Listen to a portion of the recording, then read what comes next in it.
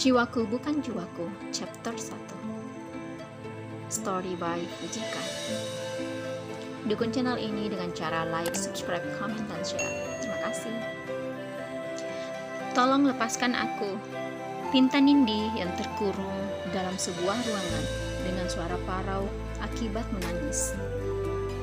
Dengan sisa tenaga yang ada, ia berusaha memukul-mukul daun pintu berwarna putih itu. Suara sayup dan lemah itu sungguh mampu menyayat hati siapapun yang mendengarnya, namun tidak bagi mereka yang ada di sana. Tidak lama setelah ia menyuarakan permintaannya, ia pun tertidur.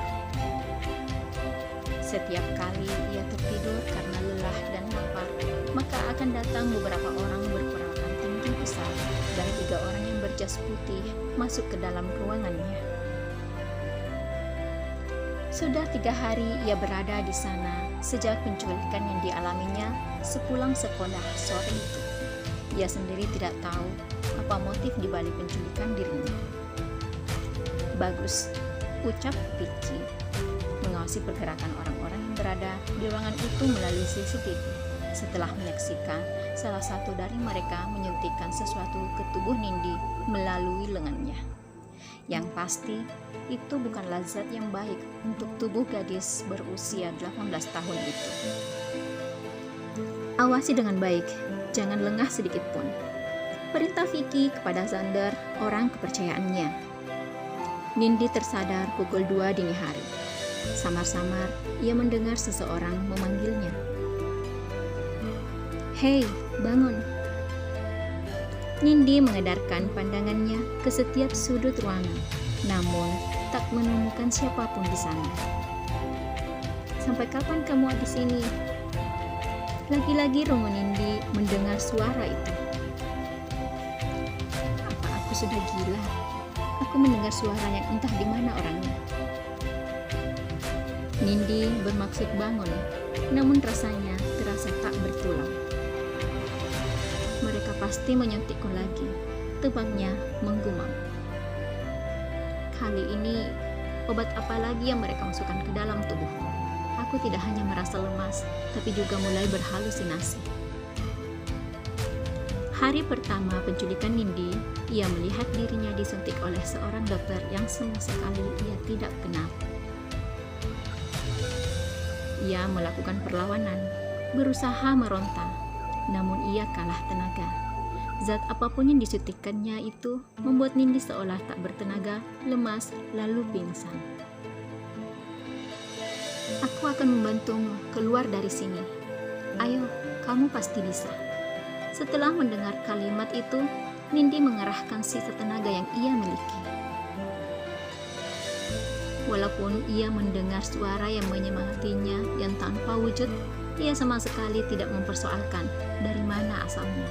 Ia hanya fokus agar bisa terbebas dari jeratan orang yang telah menculiknya. Aku harus bisa, gumamnya. Entah mendapat kekuatan dari mana, ia akhirnya bisa bangun dan berdiri tegap, meski tubuhnya bergetar, berusaha menyeimbangkan. Nindi berjalan menuju pintu. Ia menempelkan telinganya pada daun pintu tersebut. Tidak ada satupun suara manusia yang tertangkap oleh rungunya. Pandangannya mengabsen setiap benda yang ada di sekitarnya. Matanya terfokus pada tas miliknya yang tergeletak di bawah tempat tidur.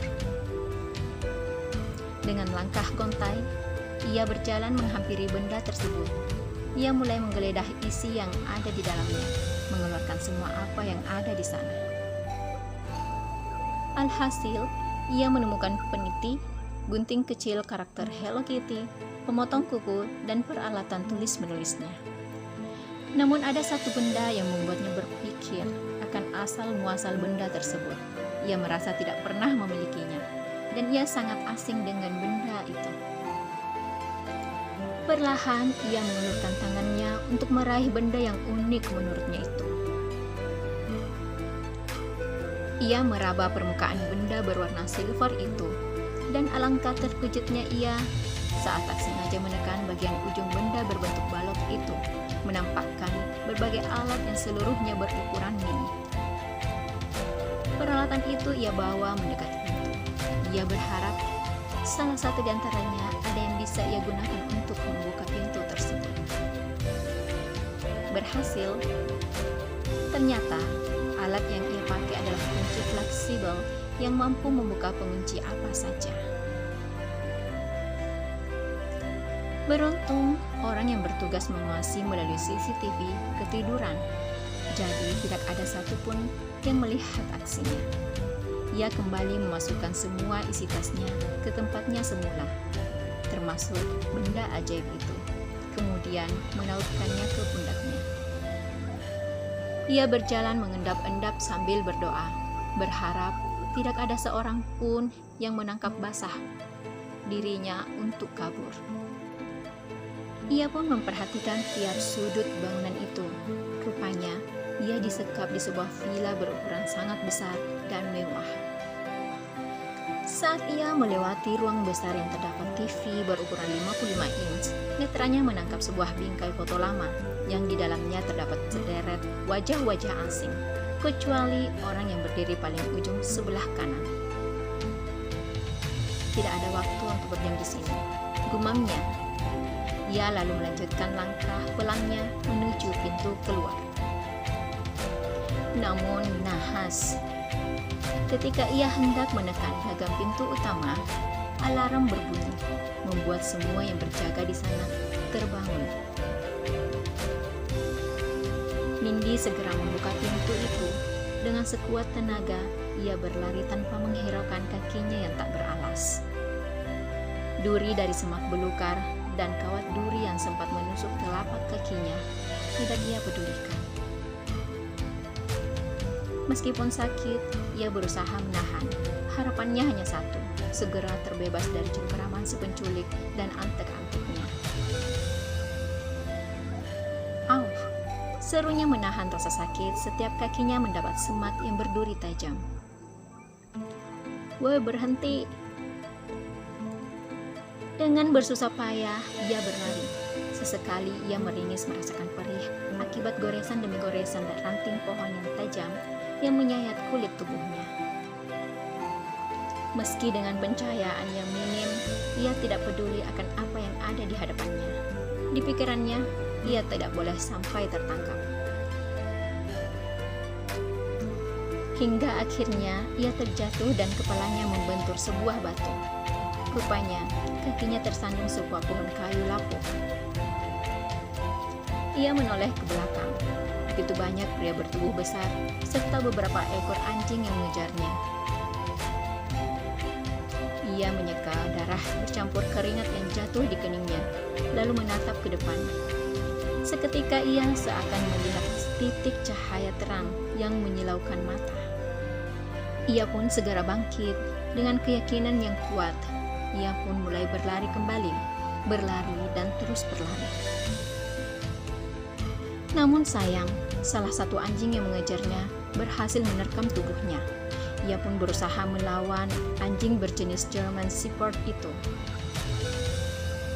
Di tengah perlawanannya terhadap anjing itu, ia masih sempat meraih benda yang bisa ia gunakan untuk melumpuhkan lawannya dari dalam tasnya.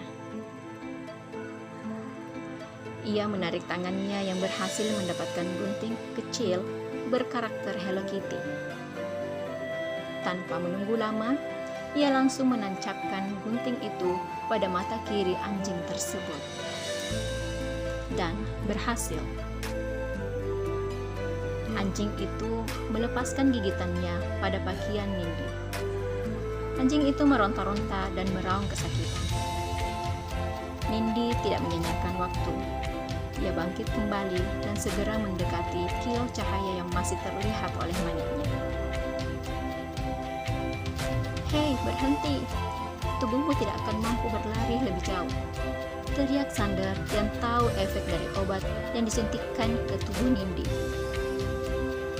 Tapi teriakan Sander hanya samar-samar terdengar di telinga Nindi. Hingga akhirnya ia sampai pada sebuah pagar dengan tinggi 2,5 meter.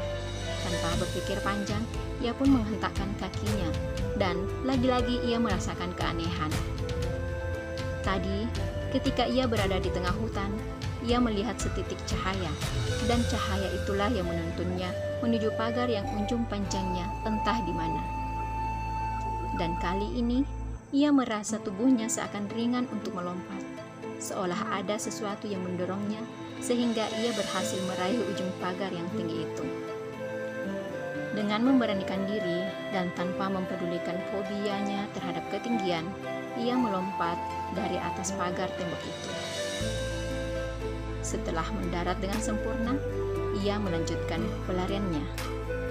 Dukung channel ini dengan cara subscribe, like, komen, dan share. Terima kasih. See you next.